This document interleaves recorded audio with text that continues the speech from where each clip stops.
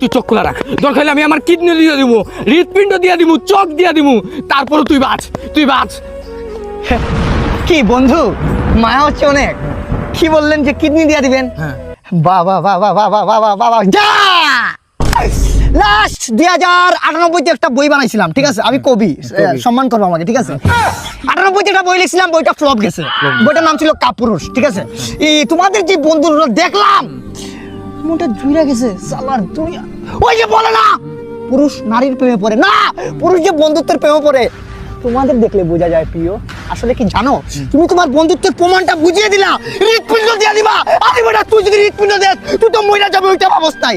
বাবা বাবা বাবা বাবা, সেলুট জানাই তোমাদের মতো বন্ধুদেরকে, তোমাদের মতো থাকার জন্য। যে তোমার নামটা নয়ন। তোমার নামে একটা বই লিখবো, বইটার নাম হবে আসল পুরুষ।